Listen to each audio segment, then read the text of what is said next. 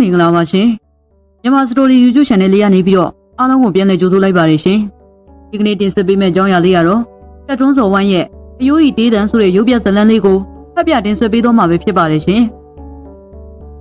အခါကတိုင်းပြည်ကြီးတစ်ပြည်မှာအလွန်ဆိုးသွမ်းတဲ့တောဝက်ကြီးတစ်ကောင်တောင်းကျမ်းလေးရရှိနေတယ်အဲဒီဝက်ကြီးဟာရွာသူရွာသားများ၏လေယာများကိုပြစ်စီးခြင်းတွဲနှောင်းများကိုကိုက်ဖြတ်စားတောက်ခြင်းတို့ကြောင့်ရွာသူရွာသားတို့မှာစိတ်တလန့်ဖြစ်နေကြရတယ်ဝက်ကြီးဟာရွာအနီးမှာရှိတဲ့တောအုပ်ကြီးကိုအမိပြုပြီးတောင်းကျမ်းနေခြင်းဖြစ်တယ်။တစ်ခါတည်းတောထဲဝင်လာသောရွာသူရွာသားများကိုဒုက္ခပေးလေတယ်။ပြေးဟာဝက်ကြီးလိုက်လာနေပြီ။အမလေး။ဟိုကြောင့်ရွာသူရွာသားတို့မှာဝက်ကြီးကျစားရာတောအုပ်ကြီးတဲ့သို့မဝင်ရဲကြပြီ။ဆွဲရဲဘူးကြောက်တယ်။ဒီနေ့မှာတော့ကိုတုတ်ကြီးအမိရှိသောမုတ်ဆိုးကြီးဟာတောဝက်ကြီးကိုနှိမ်နှင်းရန်အတွက်ပြင်ဆင်လေတယ်။ဒင်းကိုတတ်မယ်။ဒင်းကြောင့်ငါသားကောင်မရတာကြာပြီကိုတုတ်ကြီးခမရကဝက်ကြီးကိုနှိမ်နှင်းမလို့ဆိုဟုတ်တယ်ဗျအဲ့ဒီဝက်ကြီးကိုအမှုတ်ဖြစ်အောင်ရှင်းမုံးပြမှာမတော်ပါနဲ့လားဗျအဲ့ဒီဝက်ကြီးကအန္တရာယ်ကြီးတယ်ဗျခမရအတွက်ပြောတာပါဒီမှာသားအေးငါမုံစိုးတယောက်ဖြစ်တယ်ဆိုတာမမေ့ပါနဲ့သားကောင်ကိုနှိမ်နှင်းရမှာမုံစိုးတယောက်ရဲ့တာဝန်ပဲအဲ့ဒီဝက်ကြီးကငါညီရဲ့ကျွဲနွားတွေကိုလည်းစားပစ်တယ်ငါညီမရဲ့လက်ရသေးတံကိုလည်းပစ္စည်းပစ်တယ်ငါတို့တရားလုံးရဲ့မာရင်သူတော်ကြီးကိုနှိမ်နှင်းမဲ့ကိစ္စမှာမင်းတို့ကဘာကြောင့်တားဆီးနေရတာလဲကျုပ်တို့ကခမရအတွက်စေတနာနဲ့ပြောတာပါဗျာမင်းတို့ရဲ့စေတနာကအလကားပဲငါကတော့ဝက်ကြီးကိုမတက်ရရင်သွားဝင်အိပ်ပျော်မှာမဟုတ်ဘူးဝက်ကြီးကိုတက်ပြီးတာနဲ့ဟောဒီနေရာကိုငါအရောက်ပြင်လာခဲ့မယ်ငါရဲ့သတင်းကောင်းကိုစောင့်မျှော်ပြီးတော့သာနားထောင်ကြပြီတော့သူရဲ့ကောင်းကြီးအောင်မြင်ပါစေဟမ်ဟိုဆိုးကြီးသည်တိုးတွင်းသို့ဝင်၍ဝက်ကြီးခေါ်အောင်နိုင်ပြီနေရာများကိုအသေးချောက်လေးလာသေးသည်ဒင်းကိုတက်ပြီးမှပဲပြန်နိုင်မယ်ဒင်းကိုဒီသက်မပြောနဲ့နောက်ဆဲသက်တောင်မကြည့်နိုင်ဘူးဟောတွေ့ပြီဒါဝက်ကြီးရဲ့ရှေ့ရပဲဝက်ကြီးဟာဒီအနီးနာပတ်ဝန်းကျင်မှာထိနေတာသေချာသွားပြီသတိထားမှအခုဆိုရင်တောဝက်ကြီးကိုနှိမ်နှင်းမို့ဆိုပြီးမုံဆိုးကြီးတောထဲဝင်သွားလိုက်တာသက်ရက်တောင်ရှိသွားပြီနော်ဟုတ်ပါသေသလားရှင်သလားတောင်မပြောတတ်တော့ပါဘူးသူဘာမှမဖြစ်ပါစေနဲ့လို့သူတောင်းပြုံကလွဲပြီးငါတို့ဘာမှမတတ်နိုင်တော့ဘူးသူရဲကောင်းကြီးကျမ်းပါပါစေချမ်းသာပါစေနေရများစွာတို့သာပုံလွန်လာခဲ့သည်မုတ်ဆိုးကြီးတယောက်ဘယ်တော့ခါမှကျွားတို့ပြန်လာနိုင်တော့မည်မဟုတ်ပေအကြောင်းမူကားဝက်ကြီးလက်ချက်ဖြင့်သိဆုံးသောကြောင့်ဖြစ်လေသည်ကိုရှိန်မှစတင်၍ဝက်ကြီးသည်ပိုး၍တောင်းကျမ်းလာ၏ပြေးဟာတွေ့သမျှလူများကိုသူ၏အစွဲဖြင့်ထိုးတက်လေသည်နောက်ဆုံးထိုးတဲ့င်းသည်ဘရင်ရွှေနာတော်တို့တိုင်ပေါက်ကြားသွားလေသည်ကဲမရိုင်းလိုက်လေငါကိုရောရဲ့တိုင်းပြည်မှာဒီလိုမျိုးရန်သူရှိသလားဒီဝက်ကြီးကိုဦးရှိရှိနှိမ်နှင်းမှာဖြစ်တော့မယ်ဝက်ကြီးကိုတုတ်တင်နိုင်သူအားသူ့တော်ဝင်1000ပေးမည်ဟုမောင်ချင်းနှင်းခန့်၍ရှာဖွေစေတိုင်းပြည်အတွင်းတောင်းကျမ်းလျက်ရှိသောဝက်ကြီးကိုတုတ်တင်နိုင်သူအားသူ့တော်ဝင်1000ရှိမည်မည်ဘရင်အမိတ်တော်သူ့ငွေမရရင်နေပါစေဝက်ကြီးကိုတော့မနှိမ်နှင်းရဘူးကြောက်တယ်ဝက်ကြီးနဲ့ပေးပင်းတိုးတဲ့လူမှန်သမျှသိရတာကြီးပဲဒုက္ခပဲငါအတိုင်းမိမှာသူရဲကောင်းတွေများလာပြီးထင်နေတာတကယ်လက်တွေကြတော့တယောက်မှပေါ်ထွက်မလာပါလားဝက်ကြီးကိုနှိမ်နှင်းနိုင်သူအားသမီးတော်နဲ့ထိမ့်မြလက်ထပ်ပေးပြီးမျိုးသားရာထူးပေးမယ်လို့မောင်းချင်းနှင်းခတ်စေအမိန့်တော်အတိုင်းပါဗျာဝက်ကြီးကိုနှိမ်နှင်းနိုင်သူအားသမီးတော်နဲ့လက်ထပ်ပြီးမျိုးသားရာထူးပေးပြီးဘရင်အမိန့်တော်လာပြန်ပြီကျုပ်တို့ကတော့ဘာပေးလို့မှတက်တီမရှိနိုင်ဘူးကြောက်တယ်ဗျကို့တက်ထပေါ်ပြီးအရေးကြီးတာဘာမှမရှိဘူးမင်းသမီးလေးနဲ့အတူမျိုးသားရာထူးမရချင်နေပါစေအသက်တော့အဆုံးမခံနိုင်ဘူးသူရဲကောင်းတယောက်အမြန်ဆုံးပေါ်ပေါက်ပါစေဒါမှဝက်ကြီးအန်ရဲ့ကလွတ်မြောက်မှာဗျအခုဆိုရင်ဝက်ကြီးကတနေ့တခြားပိုပြီးတောင်းကျမ်းလာပြီကိုရှင်တိုင်းပြည်အစွန်ပြား၌ရှိသောရွာငယ်လေးတယောက်မှမောင်ကြီးနှင့်မောင်ငယ်အမိရှိသောညီကိုနှစ်ယောက်တို့သည်ဝက်ကြီးကိုနှိမ်နှင်းရန်အတွက်သုံးဖြတ်ပြီးဖြစ်သည်ငါတို့ဘဝကဆင်းရဲတယ်ကြမ်းတမ်းတယ်နေတိုင်းခိခဲပင်မန်းစွာအလုပ်လုပ်တာတော့သမင်းနဲ့မအောင်စားရတာမဟုတ်ဘူး10နှစ်10မို့အလုပ်လုပ်ရင်တော့အတပြားတရားရဖို့မလွယ်ဘူးဝက်ကြီးကိုတတ်နိုင်ခဲ့မယ်ဆိုရင်တော့မျိုးသားရာတို့ရလိမ့်မယ်သိမထူးနေမထူးတဲ့ငါတို့ရဲ့ဘဝလေးကိုအကျိုးရှိစေမဲ့အခွင့်အရေးတစ်ခုပေါ်ပေါက်လာတာပဲငါတို့မှာခွန်အားတွေရှိနေတာပဲဝက်ကြီးကိုသိအောင်တတ်ပြစ်မယ်ဟုတ်တယ် ဝကြီးကိုတုတ်တင်နိုင်ခဲ့မယ်ဆိုရင်ပြည်သူပြည်သားတွေလည်းသိအေးချမ်းစွာနေရမှာပဲတိုင်းပြည်ရဲ့ရန်သူဟာကျုပ်တို့ရဲ့ရန်သူပဲမဟုတ်လားဝကြီးကိုတင်မုန်းရမယ်မောင်ကြီးနဲ့မောင်ငယ်ညီကိုနှစ်ယောက်သည်ဝကြီးကိုတုတ်တင်ရန်ရွေချက်တူညီတော်လဲသူတို့နှစ်ဦးရဲ့အတွင်းစိတ်အနေထားမှာကလုံးဝမတူပဲပွဲပြရှားနာလေသည်ဟဲဝကြီးကိုတုတ်တင်နိုင်ရင်မင်းသမီးလေးကိုလည်းရမယ်မျိုးသားရာတို့ကိုလည်းရမယ်နောက်ထပ်မိန်းမတွေလည်းအများကြီးထပ်ယူမယ်ဟိတောက်မယ်စားမယ်ပျော်မယ်ပါမယ်တွေးကြည့်လိုက်တော့ငါဘွားကြီးကတကယ်ကိုပြင်းနေเสียပါလားငါကတော့ရည်ရွယ်ချက်တွေအောင်မြင်လာရင်သင်ရနမ်းပါတဲ့လူတွေကိုကူညီမယ်ဖះเจ้าငံတွေစောက်လုပ်ပြီးကုသိုလ်ယူရမယ်ပြီးတော့ဘင်းကြီးနဲ့အတူရွှေလက်တွဲပြီးနိုင်ငံတော်ကြီးကိုတိုးတက်စီပင်လာအောင်ဆောင်ရွက်မယ်ပြောနေတာကြားပါလေကွာလာငါတို့နှစ်ယောက်ဘင်းကြီးတံကိုစင်းရင်သွားပေးရအောင်ကောင်းတယ်ကိုသွားကြစို့ဒီတိုးဖြင့်မောင်ကြီးနဲ့မောင်ငယ်ကြီးကိုနှစ်ယောက်တို့သည်ဘရင်ကြီးရှိတော်မောက်တို့ရောက်ရှိလာခဲ့ကြ၏ငါကိုတော်ရဲ့တိုင်းပြည်အတွင်းကလူဆွမ်းကောင်းကြီးနှစ်ယောက်တော့အမှန်တကယ်ပေါ်ထွန်းလာခဲ့ပြီမောင်မင်းတို့နှစ်ယောက်လုံးအမှုတော်ကိုပြေဖို့စွာထမ်းရွက်ပါအောင်မြင်ခဲ့မယ်ဆိုရင်မောင်မင်းတို့နဲ့ထိုက်တယ်မဲ့စည်းစိမ်တွေရရှိမယ်ဆိုတာမမေ့ပါနဲ့မောင်မင်းတို့နှစ်ယောက်ဝတ်ကြီးရှိတဲ့တောထဲကိုလူခွဲပြီးသွားတင်ပါတယ်တယောက်ကအရှိကဝင်ရင်ကျန်တယောက်ကအနောက်ဘက်ကဝင်သိနေဒီတို့ဖြင့်မောင်ကြီးနဲ့မောင်ငယ်ညီကိုနှစ်ယောက်သည်ဝတ်ကြီးကိုတုံးတင်ရန်အတွက်ဝတ်ကြီးကျစားရာတောအုပ်ကြီးစီတို့တိတက်လာခဲ့ကြ၏ကိုင်းအကိုကြီးကျုပ်တို့နှစ်ယောက်တနေရာစီခွဲပြီးတောထဲဝင်ပါဆိုတော့ဒီနေရာမှာပဲလမ်းခွဲကြရအောင်ကောင်းပြီလမ်းခွဲကြတာပေါ့ငါညီအောင်မြင်ပါစေနော်အကိုကြီးလည်းအောင်မြင်ပါစေဗျာမောင်ကြီးသည်တော၏အနောက်ဘက်ရှမ်းမှာဝင်၍မောင်ငယ်ကတော၏အရှေ့ဘက်ရှမ်းမှာဝင်သည်အချက်ကလေးပေါ်ဆလို့မဖြစ်ဘူးပေါ်ဆလိုက်တာနဲ့အသက်ပါသွားမှာဝကြီးကလှင်မြန်တယ်ခွန်အားကြီးရဲ့လို့နမည်ကြီးတယ်အထူးသဖြင့်သူ့ရဲ့ကြီးမားတဲ့အစွဲကြီးကိုသတိထားရလိမ့်မယ်ဝကြီးကိုငါအရင်ဆုံးတွေ့ရင်လေငါအရင်တွေးမှအရင်တက်လို့ရမှာကိုကောင်းတဲ့အရင်လက်ဦးထားမှဖြစ်မယ်တကယ်လို့များကိုကောင်းကလက်ဦးသွားမယ်ဆိုရင်ငါတော့မင်းသမီးလေးနဲ့ဝေးရမယ်မျိုးသားရာတို့နဲ့လည်းဝေးရမယ်ကိုကောင်းကငါညီဆိုပေမဲ့သိပြီးယုံရတာမဟုတ်ဘူးငါအပေါ်ကောင်းချင်မှကောင်းမှာယာတို့စည်းစိမ်တွေနဲ့ပတ်သက်လာရင်ဘသူမှယုံရတာမဟုတ်ဘူးငါမျိုးသားကြီးဖြစ်လာရင်ပြိုတော်လေးတွေကငါရဲ့အနာမှာပြားပရုံလေးတွေလိုဝဲပြန်ခါသားလာမှာပဲသူကလေးပြေးရင်ငါကနောက်ကလိုက်မယ်ပန်းဥယျာဉ်ကြီးတဲ့ကပန်းကလေးတွေခိုးပြီးသူကလေးရဲ့ခေါင်းမှာပန်းစင်ပေးလိုက်မယ်သူကလေးကအမူပိုလာခဲ့ရင်ဟောဒီလိုဖက်ပြီးနမ်းလိုက်မယ်အာငါနှခေါင်းကိုအားချင်းကောင်းနေကြိုက်တယ်ငါအတွေးတွေစိတ်ကိုပြန့်လွင်နေပြီတော်ပြီစိတ်ကူးမရင်တော့ဘူးဝကြီးကိုတွေ့အောင်အာယုံဆိုင်ပြီးရှာမယ်ဝကြီးကိုငါမတွေ့ခင်ကိုကောင်လက်ဦးသွားမှငါအိမ်မက်တွေသစားစီပစ္စည်းကုန်မယ်ဒီလောက်ရှာနေရတော့ဝကြီးရဲ့ရိပ်ရောင်မတွေ့ရသေးဘူးခြေရလေးဖြစ်တွေ့ရင်လေကျင်းနဲ့နိုင်ပါသေးတယ်မောင်ငယ်သည်ဝကြီးနောက်သို့ရှေ့ရခံလိုက်ရာအကြမီမှာပင်လူဘိုးလေးတယောက်နဲ့တွေ့လေသည်မင်္ဂလာပါအိုးအလုံးကိုသိငယ်တဲ့လူဘိုးလေးတယောက်ပါလားသူကဒီတော်ကြီးထဲမှာအမြဲနေတာထင်ပါရဲ့သူကလေးကတော့ဝက်ကြီးကိုနှိမ်နှင်းဖို့အတွက်ဒီတော်ထဲကိုရောက်လာတာမဟုတ်လားဟုတ်ပါလေခမညာအဖားကဘလို့လုပ်ပြီးသိနေတာလဲယင်သိတာပေါ့ကွယ်အဖားကဟောဒီတော်ကြီးထဲမှာနေတာနှစ်ပေါင်းများစွာကြာခဲ့ပြီသူတွေရဲ့စိတ်ကိုလည်းတိုးတင်ဖတ်ကြားနိုင်တယ်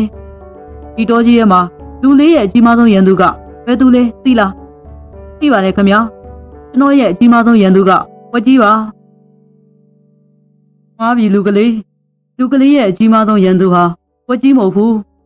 မောင်ကြီးလို့ခေါ်တဲ့လူတစ်ယောက်ကသာလူကလေးရဲ့အကြီးမားဆုံးရန်သူပါယာမဖြစ်နိုင်တာမောင်ကြီးဆိုတာကျွန်တော်ရဲ့အကိုရင်းတစ်ယောက်ပါသူဟာကျွန်တော်ရဲ့ရန်သူဆိုတာဘယ်လိုလုပ်ပြီးဖြစ်နိုင်မှာလဲနားထောင်လူကလေးလောကကြီးကစိတ်ကိုရှုပ်ထွေးပွေလင်းလွန်းလာတယ်လူလေးမသိနိုင်မမြင်နိုင်တဲ့အကြောင်းအရာတွေအများကြီးရှိတယ်အပြုံးမျက်နှာဆောင်ထားပေမဲ့အတွင်းစိတ်ကကောက်ကျက်တတ်တယ်နှုတ်ကပြားတကာလို့ဆိုပေမဲ့သူ့လုပ်ရက်တွေဟာအစိတ်လိုခါသက်စေတယ်ဒါကြောင့်လူတိုင်းကိုအလွယ်တကူမယုံကြည်ပဲစဉ်းစားတွေးခေါ်နိုင်တဲ့အလေးချင်းတစ်ခုကိုအမြဲပြုလုပ်သင့်တယ်လူလေးဟာဝက်ကြီးကိုအလွယ်တကူတတ်နိုင်လိမ့်မယ်လို့ထင်လားမထင်ပါဘူးပါကျွန်တော်ဝက်ကြီးကိုခက်ခဲပေမှန်းစွာပို့တတ်ရမှာပါနိုင်မယ်လို့ကိုယုံကြည်သလားယုံကြည်ပါတယ်အဘောကျွန်တော်ဝက်ကြီးကိုနိုင်အောင်တိုက်မှာပါတိုက်သွားပြီဟေး ဒီလိုမျိုးယုံကြည်ချက်ပြင်းထန်နေတဲ့လူငယ်တွေကိုအဖသဘောကျလေဝက်ကြီးနဲ့ပတ်သက်ပြီးသိတင်သိထိုက်တဲ့အရှက်လက်တွေကိုအဖပြောပြပါတော့မယ်သေချာစွာနားဆင်ပါတော့လူကလေးဟုတ်ကဲ့အဖဝက်ကြီးကိုလူအင်အားများစွာနဲ့ဝန်းရံတိုက်ခိုက်လဲမသိနိုင်ပါထုတ်ထားလက်နက်တွေနဲ့စစ်ပေါင်းများစွာထိုးနဲ့တိုက်ခိုက်လဲမသိနိုင်ပါဟင်ဒါဆိုဝက်ကြီးကိုသိအောင်ကျွန်တော်ဘယ်လိုတိုက်ခိုက်ရမှာလဲလက်နက်ကောင်းတစ်ခုကိုရရင်ဝက်ကြီးကိုနိုင်အောင်တိုက်ခိုက်နိုင်ပါလေအဲဒီလက်နက်ကောင်းက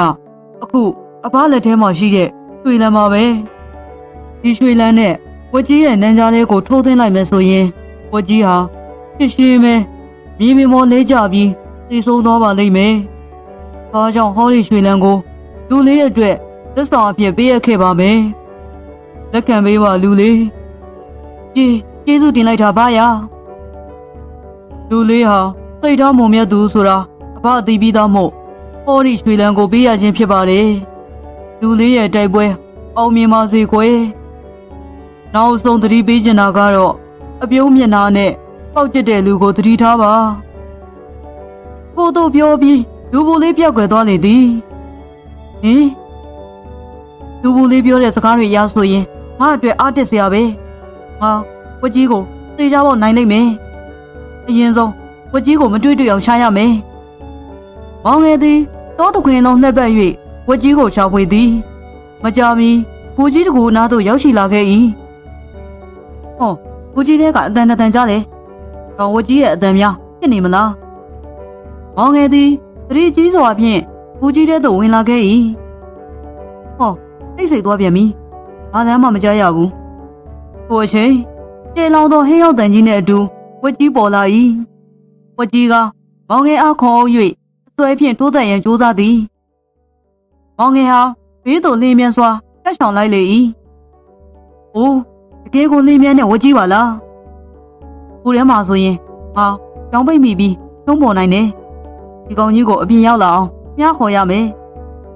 မောင်ငယ်သည်အပြင်းသို့လင်းမြန်စွာပြေးထွက်လာခဲ့၏ဝက်ကြီးဟာလည်းနောက်မှအရေးတစ်ခုလိုတက်ပါလာခဲ့လေသည်ကိုတို့တိုက်ခတ်ရင်တရှိတွင်မောင်ငယ်သည်သူ၏ရွှေလန်းသွားကိုဝက်ကြီး၏နန်းကြားထဲသို့ထိုးသွင်းနိုင်ခဲ့၏ဝက်ကြီးဇက်သိမ်းသွားလေပြီပြည်သူတွေထိတ်လန့်တုန်လှုပ်နေရတဲ့ရန်ဆွဲကြီးတစ်ခုကိုအောင်မြင်စွာဖြိုးခင်းနိုင်ခဲ့ပါပြီ။ဟောဒီဝတ်သေးကြီးကိုထမ်းပြီးနေပြည်တော်ထိရောက်အောင်ငါပြန်မယ်။ငါကိုလည်းသင်မပြေရလားမသိဘူး။တော်ထဲမှာတားရဲ့လိမ့်ဆန်တွေကပေါ်များတော့သူ့အတွက်စိုးရင်ရတယ်။အကိုတယောက်အနေရကင်းလို့ဘေးရှင်းနိုင်ပါစေ။ငါဒီလိုအောင်မြင်လာတာလူဘူးလေးရဲ့ကျေးဇူးကြောင့်ပဲ။မောင်ငယ်ဟာလည်းဝတ်သေးကြီးကိုထမ်း၍နေပြည်တော်သို့ပြန်လာခဲ့၏။ပြည်သူတွေနှလုံးရွှင်လန်းစေဖို့မောင်ရောက်ပြန်လာခဲ့ပြီရွှေထားနီပုတ်ပဲသီးနှံဆန်ရည်စပါးပြည့်ပြည့်စရာအကြောင်းမရှိပါအသက်အိုးအိမ်စီးစိမ်မြဲပါလို့တန်းသာစွာနေရတော့မှာဟင်ဒီအတန်ဒါမောင်ငယ်ရဲ့အတန်ပဲဟိုးဒီကောင်ဝတ်သေးကြီးထမ်းလာပြီပဲဒီကောင်အောင်မြင်သွားပြီအမလေးသွားပြီငါတော့မင်းသမီးလေးနဲ့ဝေးရတော့မယ်မျိုးသားရလို့နဲ့လဲတွဲရတော့မယ်ငါရဲ့စိတ်ကူးအိမ်မက်တွေအားလုံးစားစီပြိုးပြက်သွားပြီဒီကောင်းကြောင့်ငါဘဝတိုးတက်လန်းနေကွယ်ပြောက်သွားပြီအိုးငါအရှုံးမပေးဘူးငါလိုချင်တဲ့ဘဝငါဖြစ်ရှင်တဲ့ပုံစံကိုတရားရအောင်ငါယူမယ်ငါဘသူ့ကိုမှရှုံးမပေးနိုင်ဘူးဟေးညီလေးအော်အကိုရဲ့အတန်ပါလားအကိုလည်းဘာမှမဖြစ်ဘူးတော်ပါသေးရဲ့အကိုကြီးကျွန်တော်တို့ဝကြီးကိုအောင်မြင်ခဲ့ပြီဗျနောက်ဆိုရင်ကျွန်တော်တို့ညီကိုနှစ်ယောက်မျိုးသားရတို့ကိုရတော့မယ်ကျွန်တော်တို့ဘဝကျန်းသာလာတော့မယ်ဝမ်းသာတယ်ငါညီရအကိုကုန်ယူပါလေငါညီကသူများတွေမလုံနိုင်တဲ့အလုပ်တစ်ခုကိုအောင်မြင်စွာလုပ်နိုင်ခဲ့တယ်တကယ်ဝမ်းသာတယ်နောက်ဆိုရင်အကိုတို့ညီကိုနှစ်ယောက်လူတကားရဲ့အနေခံဘဝဆင်းရဲတဲ့ဘဝကနေအပြည့်အပိုင်လွတ်မြောက်တော့မယ်လူပုံအလဲမှာရင်ကော့ကောင်းမော်ပြီးကြောဝွန်းလေးနေနိုင်ပြီမောင်ကြီးနဲ့မောင်ငယ်ညီကိုနှစ်ယောက်တို့သည်ဝတ်သေးကြီးကိုထမ်း၍တော်ထဲမှထွက်ခွာလာခဲ့ကြ၏မကြာမီတောင်းတခုအနီးသို့ရောက်ရှိလာခဲ့ကြ၏မောတဲ့အကိုရရန်နဲ့ပင်ပန်းနေပြီဟောဒီရှောင်းပေးမှာခဏနားကြရအောင်ကောင်းတယ်ကွာနားကြတာပေါ့မောင်ငယ်သည်ဝတ်သေးကြီးကိုရှောင်းပေး၌ချထား၍ တစ်ပင်ကိုမြည်ရင်မေးစိတ်ရမှာနှိမ့်ဆိုင်စွာအိပ်ပျော်သွားလေသည်ဟုတ်ပြီဒါငါအတွက်အခွင့်ကောင်းမယ်ဒီမရှိမှအေးမယ်ဒီဟာငါရဲ့မဟာရန်သူတော်ဒီဟာငါရဲ့တိုးတည်ရေးလမ်းကြောင်းပေါ်ကသူ့ကြောင့်ခလုတ်တစ်ခုပဲအဲ့ဒီခလုတ်ကိုငါရှင်းပြရမယ်မောင်ကြီးသည်သူ့၏လန်သွားကိုကင်မြောက်၍မောင်ငယ်၏ရင်ဝကိုထိုးသွင်းလိုက်လေသည်သေပြီတော့ကွာအကိုကျွန်တော်ကိုတတ်တယ်ဘာလို့တက်ရတာလဲမောင်ငယ်သည်လူဘူးလေးပြောသောစကားများကိုပြန်လည်ကြားရောက်ရင်းကိုလန်ချင်းဖြစ်ပြီးသေဆုံးသွားလေသည်အောင်မီငါရဲ့ကြီးမားဆုံးရန်သူကိုတော့ရှင်းလိုက်နိုင်ပြီကဲသူရဲကောင်းဆိုတာနောက်ဆုံးမှာဒီလိုအသေးဆုံးနဲ့သိရတယ်မောင်ကြီးသည်မောင်ငယ်၏အလောင်းကိုတောင်းဆန်အနီး၌မြုပ်နှံထားလိုက်သည်ဒီနေရာကအမြန်ထွက်ခွာမှာငါရဲ့လောက်ရတွေကိုဘယ်သူမှတော့မသိတော့ပါဘူးဒီနားမှာသူရှင်းတယ်လေမောင်ကြီးသည်ဝတ်သေးကြီးကိုထမ်း၍ဒီပြီးတော့သူပြန်လာခဲ့၏ဝကြီးကိုအောင်နိုင်ခဲ့ပြီကွဒီဟုတ်လားဝမ်းသာစရာပဲဘသူတတ်ထားတယ်လဲမောင်ကြီးတတ်ထားလေမောင်ကြီးတတ်ထားသူရဲကောင်မောင်ကြီးဟာကျုပ်တို့တိုင်းပြည်ရဲ့ကယ်တင်ရှင်ပဲသူကြောင့်ကျုပ်တို့တိုင်းပြည်ကြီးအေးချမ်းသွားပြီနောက်ဆိုရင်ဝကြီးရဲ့ရန်ကိုမကြောက်ရတော့ဘူးသူရဲကောင်ကြီးကျမ်းပါပါစေသူရဲကောင်ကြီးချမ်းသာပါစေသူရဲကောင်းကြီးကျမ်းသာပါစေပန်းခင်းလမ်းပေါ်လျှောက်ရအောင်မယ်ငါဘွားကရှင်းနေစရာကောင်းလိုက်တာမောင်ကြီးအားဒီကြီးကိုယ်တိုင်ကြိုးစိုးတော်မူလေသည်ဘုံရိုးပါလေသူရဲကောင်းကြီး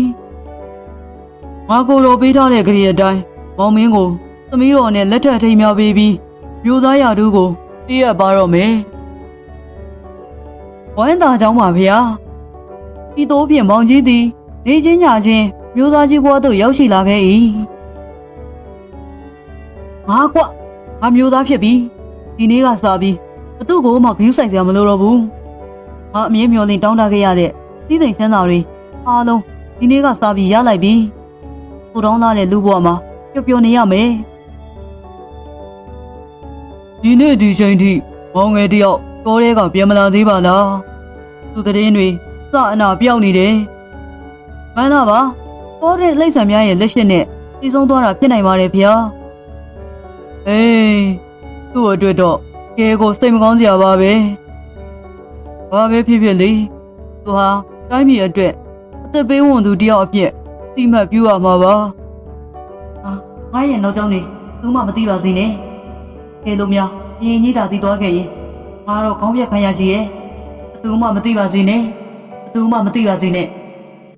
နောက်ဆုံးလက်ပြမလုံးဖြစ်နေသောမောင်ကြီးသည်သွင်းရင်ကြောင်းကြမှုများစွာတို့နဲ့အတူမအိမ်နိုင်မစားနိုင်ဖြစ်လာ၏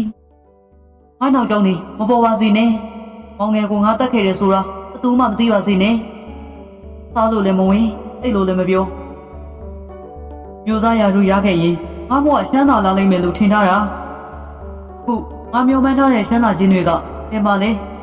လောကရဲ့ချမ်းသာခြင်းဆိုတာဘယ်ရောက်ကိုပြောတာလဲနဲ့အနေငယ်ကြားသောအခါနွားကြောင်သားတယောက်သည်သူ၏နွားများကိုတောဆက်ရှိစကြစ်သို့လွှတ်၍နွားကြောင်နေသည်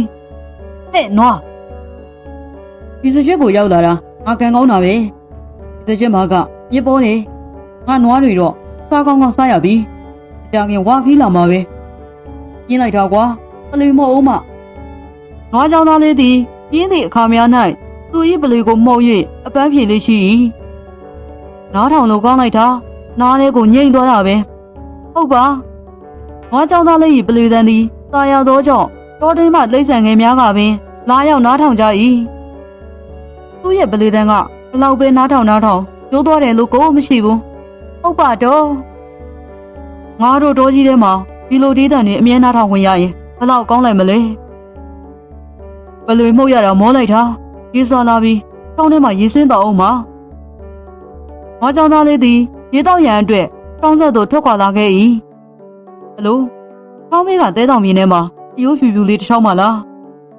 ဟုတ်ပြီအဲ့ဒီအယိုးကိုပပုတ်ထုတ်လုပ်ပြီးငါရဲ့ပလီမှာတက်ဆင်လိုက်ရင်ပြန်လှသွားမှာဒါကြောင့်ဒီအယိုးကိုယူသွားရမယ်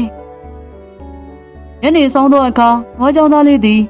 သူ၏နွားများကိုသိမ်း၍ရွာသို့ပြန်လာခဲ့၏နွားများကိုသိမ်းပြီးသောအခါသူယူလာသောအယိုးကိုပပုတ်ပြုတ်လုပ်ရန်အတွက်ပြင်ဆင်လေသည် အခုထုမယ်ဘလို့ပုံစံထုလို့ရင်ကောင်းမလဲဟုတ်ပြီလှန်ပုံစံထုရင်ပိုကောင်းမယ်ဝါကြောင်သားလေးသည်အယိုးကိုဓာတ်ငယ်ဖြင့်ထွင်း၍အခုထုပြီးတဲ့နောက်သူ၏ပလွေရိုး၌လှတက်ဆင်လေသည်ဟာဘုမပဲ9ရက်ပလွေကအရန်ကိုလှသွားတာ9ရက်ပလွေကိုပုတ်ကြည့်အောင်ပါဝါကြောင်သားသည်သူ၏ပလွေကိုမှုတ်လိုက်သောအခါမြည်ရိုးမြည်စင်မဟုတ်ပဲသူ့ချစွာမြည်လေသည်အဖေမောင်ရင်တော့ကြောင်းသာငါအယိုးကိုမှုတ်ခါကျူငါမှသေးပြီးကြုံရသည်ကိုကြီးရဲ့လက်ရှိလေးဒီဘေးမှာတော့ငါခန္ဓာသူ့မြုပ်ဖဲလို့ပူတိုင်းတာအမှန်မှာတော့တောဝဲအားသက်သူစင်းစင်ငါတကားပလီဒီတန်းကတမျိုးပါလားထူးခြားလိုက်တာငါကြားဖို့တည်းများပလီတန်းနေထဲမှာဒီပလီတန်းဟာထူးခြားဆုံးပဲဘာကြောင့်လဲဒီလိုထူးခြားဆန်းပြတဲ့ပလီဟာခဲတော့ငါနဲ့မထိုက်တန်ဘူးတိုင်းပြည်အုပ်ချုပ်တဲ့အရင်ကြီးနဲ့သာထိုက်တန်နေဒါကြောင့်ဟောဒီပလီကိုအရင်ကြီးထံဆက်တရမယ်ဟုတ်တယ်ငါကြောင့်သာတက်ဆင်လိုက်တော့အယိုးမှာအရှားမဟုတ်ပြီကွယ်လွန်သူမောင်ငယ်ကြီးအယိုးသာဖြစ်လေတော့သည်ထို့ကြောင့်ပလွေသည်မြည်ရိုးမြည်စင်မဟုတ်ပဲထူးခြားစွာအောင်မြင်နေခြင်းဖြစ်၏ဟုတ်လားဒါဆိုရင်မောင်မင်းကိုယ်တိုင်အဲ့ဒီပလွေကိုဖက်ပြီးမှုတ်ပြပါဦးမှန်လားပါရှင်မင်းကြီးနားဆင်ပါတော့အဖေမောင်ရင်တော့ကြောင့်သာငါအယိုးကိုမှုတ်ပါကျူငါမူသေးပြီးကြုံရသည်အကိုကြီးရဲ့လက်ရှိလေးဒီဘေးမှာတော့ငါခန္ဓာသူ့မြုပ်ခဲ့လို့ဂူတိုင်းသာအမှန်မှာတော့တောဝဲအားသက်သူစင်းစင်ငါတကားအိုးတကယ်ကိုထူးဆန်းလိုက်ပါပြီမောင်မင်းရဲ့ပလင်မှာတက်ဆင်ထားတဲ့အယိုးကိုဘဲကရခဲ့ပါသလဲမှန်လားပါကျွန်တော်မျိုးနွားเจ้าရစကြဲအနီးကတောင်းမေးကရရှိလာကြောင်းပါကောင်းပြီမောင်မင်းကိုယ်တိုင်အဲ့ဒီနေရာကိုလမ်းပြပြီးအယိုးရှိရာနေရာကိုသူ့ဖို့ရှာဖွေစေမှန်လားပါနောက်ဆုံးမှနွားเจ้าသားလေးသည်အယိုးရရှိရာနေရာကိုမင်းကြီးများအားလိုက်လံပြသလေသည်ဒီနောက်ဆိုရောက်ပြီဗျဟောဒီနေရာကရခဲ့တာဗျဒါကြောင့်ဒီနေရာကိုတူးဖို့တင်တယ်မင်းရှင်တို့လည်းကိုနေရာကိုတိုးဖို့ကြည့်ရာအမှန်တကယ်ပင်မောင်ငယ်၏ရုပ်စုများကိုတွေ့ရလေသည်အိုးဟုတ်တယ်ဟာတကယ်ရှိတာဟာရုပ်စုကိုတွေ့တယ်ဟုတ်လားဒါဆိုရင်ဒီကိစ္စဟာမောင်ကြီးရဲ့လက်ရှိတွေပဲဖြစ်ရမယ်မောင်ကြီးဟာငါကိုတော်မြတ်ကိုလည်းလိမ့်တယ်တိုင်းပြည်ကိုလည်းလိမ့်တယ်အရာအားလုံးကိုလည်းလိမ့်တယ်ကိုညီအရင်ကိုတောင်တတ်ခဲ့တဲ့လူမိုက်မောင်ကြီးကိုငါကိုတော်ရှိမောက်ပေါ်လာခဲ့စမ်းမှန်တော့ပါမောင်ကြီးရောက်ချီလာပါပြီမောင်မင်းဟာဝက်ကြီးကိုမတ်တပ်ပဲတတ်ခဲ့တယ်လို့လိမ့်တယ်ပြီးတော့မောင်ငယ်ကိုလည်းတတ်ခဲ့တယ်ဆိုတာဝေခံပါသလားဒါလေတခုမှမဟုတ်ပါဘူးဖေ။ကျွန်တော်မျိုးမောင်ငယ်ကိုလုံးဝမတတ်ခဲ့ပါဖေ။ဒီကဘူးဒီလိန်ကျင်သေးတယ်။တဲ့နွားချောင်းသားပလွေကိုမှုတ်လိုက်စမ်းပါ။အဖေမောင်ရင်နွားချောင်းသားငါရိုးကိုမှုတ်ကကျူငါမူသေးပြီးကြုံရသည်အကိုကြီးရဲ့လက်ရှိလေးဒီဘေးမှာတော့ငါခန္ဓာသူ့မြုပ်ခဲလို့ကူတိုင်းသာအမှန်မှာတော့တောဝက်အားသက်သူစင်ဆက်ငါတကား။ကိုင်းမောင်ငယ်ရဲ့အယိုးနဲ့ပြုတ်လုထားတဲ့ပလွေကတော့ဝန်ခံနေပြီမောင်မင်းကဝန်မခံသေးဘူးလားရင်းရည်များသည့်အဆုံးမှာမောင်ကြီးလဲအမှန်ကိုသာဝန်ခံရနေတော့သည်မှန်လားပါကျွန်တော်မျိုးမှားခဲ့မိပါတယ်မောင်ငယ်ကိုတတ်ခဲ့မိပါတယ်ဖေ။ကျွန်တော်မျိုးရဲ့အပြစ်တွေကိုခွင့်လို့ကြည်အေးပေးသနာတော်မူပါဖေ။ဒီရဲ့အပြစ်တွေကခွင့်လို့စရာလားလောကမှာတင်းလောက်မိုက်မဲတဲ့သူရှိမှမဟုတ်တော့ဘူးသမီးဝမ်းထဲကမွေးလာတဲ့ညီရင်းကိုလည်းတတ်တယ်ဝက်ကြီးကိုလည်းကိုယ်တိုင်မတတ်ဖဲတတ်တယ်လို့လိမ်ပြီးယူစားရသူယူတယ်မောင်မင်းရဲ့အပြုမူတွေဟာခွေးတစ်ကောင်လောက်မှတန်ဖိုးမရှိဘူးမောင်မင်းနောက်ဆုံးတည်ထားရမှာကလောကမှာမကောင်းမှုဆိုတာဘယ်တော့မှဖုံးကွယ်လို့မရဘူးကျွန်တော်မျိုးသိပါပြီဖေ။မောင်မင်းအသိနောက်ကျခဲ့ပြီမောင်မင်းပြုခဲ့တဲ့အပြစ်တွေအတွက်ကံပြန်ခံစားရပါလိမ့်မယ်ဟဲ့မင်းရှင်တို့ဟောဒီငမိုက်သားကိုတိုင်ထဲထည့်ပြီးမြေအတွင်းသို့မျောချစေမိန်တော်အတိုင်းပါဗျာဘောတိုင်းရှိကနောက်ဆုံးမင်းရှင်တို့လည်းမောင်ကြီးကိုတိုင်ထဲထည့်၍မြေအတွင်းသို့မျောလိုက်လေသည်ကြေးကြပါဘောပြီအောင်တော့ငမိုက်သားကြီးတက်တာမရဲပြီကတင့်ကိုကြိုးစိုးနေပါလိမ့်မယ်ဘရင်ကြီးသည်မောင်ငယ်၏အယိုးစုကိုယူ၍မြို့တော်၏တနေရာ၌ ကိုသွင်းထားလိုက်လေသည်ဟောဒီကူကိုမြင်တိုင်းပြည်ရဲ့ကယ်တင်ရှင်သူ့ရဲ့ကောင်းကြီးမောင်ငယ်ကိုပြည်သူပြည်သားတွေဟာသိရနေပါလိမ့်မယ်မောင်ငယ်ကိုတတိယရင်သူ့ရုံမာကြီးမောင်ကြီးကိုလည်းသိရကြလိမ့်မယ်မောင်ကြီးကိုတတိယရင်အကောင်းမှုဟူသည်စိတ်ကြွယ်ရမရှိဆိုတဲ့စကားကိုလည်းလူတွေနှလုံးသွင်းနိုင်ပါလိမ့်မယ်ဟဲ့နွားကြောင့်သာမောင်မင်းရဲ့ပလေတံကိုနားမထောင်ရတာကြာပြီပုတ်ပြစမ်းမအောင်အရှင်မင်းကြီးကျွန်တော်မျိုးရဲ့ပလေတံဟာတာမန်ပလေဖြစ်သွားပါပြီဖေ။ဟေးဘယ်လိုအမောင်နွားကြောင့်သာပြောတာငါကိုတော့နားမလည်ဘူးဒီလိုပါဖေ။မောင်ကြီးနဲ့မောင်ငယ်တို့ရဲ့အမှုကိစ္စကြီးဆုံးသွားပြီဖြစ်လို့ကျွန်တော်မျိုးရဲ့ထူးဆန်းတဲ့ပလေတံဟာလည်းအလိုလိုပျောက်ဆုံးသွားပါပြီဖေ။တာမန်ပလေတံကိုပဲကြားရပါတော့မယ်။ဟေးဟုတ်လားဘာပဲဖြစ်ဖြစ်မောင်မင်းကြောင့်မောင်ကြီးနဲ့မောင်ငယ်တို့ရဲ့အမှုတွေကြီးကိုအောင်မြင်စွာဖော်ထုတ်နိုင်ခဲ့ပြီ။ဒါကြောင့်မောင်မင်းကိုငါကိုတော်မြတ်ရဲ့နန်းတွင်းဂီတပညာရှင်တယောက်အဖြစ်သိမှတ်ပြုလိုက်ပါတယ်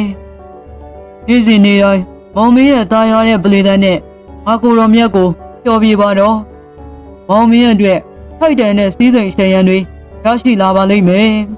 ။ဝမ်းသာကြောင်းပါဗျာ။ကျွန်တော်မျိုးအမှုတော်ကိုပြေပုံစွာထမ်းဆောင်ပါမယ်။ထိုအချိန်မှစတင်၍ငါကြောင့်သား၏ဒေသံသည်နန်းတွင်၌နေ့စဉ်နေ့တိုင်းအချိန်မှန်ပြည့်လွင့်နေတော့၏။ရိတ်သက်များရှင်ယနေ့တင်ဆက်ပေးသောအကြောင်းအရာလေးမှာဤနေရာတွင်ပြီးဆုံးသွားပါပြီဖြစ်ပါသည်။တစုံတရာမှားယွင်းခဲ့သည်ရှိသောတင်ဆက်သူ၏လိုအပ်ချက်သာဖြစ်၍နားလည်ခွင့်လုပ်ပေးကြပါရှင်။